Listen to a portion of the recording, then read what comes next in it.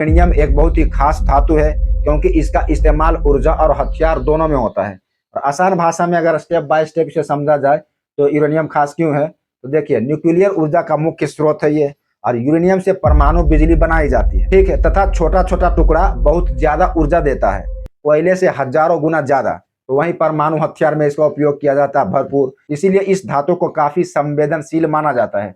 ये यूरेनियम ऐसा है कि यह खुद ऊर्जा छोड़ती है, रेडिएशन छोड़ता है, और इसी वजह से इसमें ऊर्जा पैदा होती है ऑटोमेटिक। क्योंकि यूरेनियम इतना महंगा है तो इससे कैसे निकाला जाता है, तो आप लोगों को लग रहा हो कि यूरेनियम डायरेक्ट नीचे से निकाल के उसके बाद लगा देता होगा परमाणु बम बनाने के लिए, तो ऐसा नहीं है।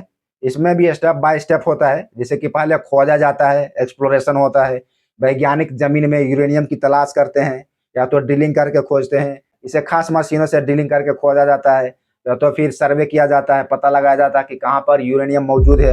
अगर जिस जगह पे पता चलता है कि हाँ यहाँ पे यूरेनियम है, तो वहाँ पे यूरेनियम को 3 तरीकों से निकाला जाता है। ऑफ पिट माइनिंग करके, जब यूरेनियम जमीन के पास होता है तो उसे ऊपर से खोदाई करके निकाल लिया जाता है। दूसरा होता है अंडरग्राउंड माइनिंग, अगर ज्यादा गहराई में हो तो उसे में सुरंग बनाकर उसे निकाला जाता है।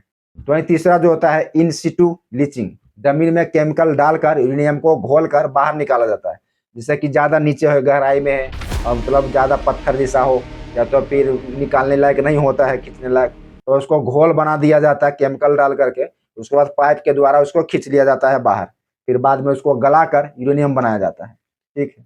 तो इस तरह से ये सब स्टेप होते हैं यूरेनियम निकालने के। इसमें जो मिलिंग का स्टेप है उसमें पत्थर निकाले जाते हैं और उसे पत्थर को फैक्ट्री में ले जाया जाता है, और उसे पीस कर और केमिकल से प्रोसेस करके येलो केक बनाया जाता है। येलो केक या तो मतलब पीला पाउडर बनाया जाता है, यही यूरेनियम की शुरुआती रूप होता है।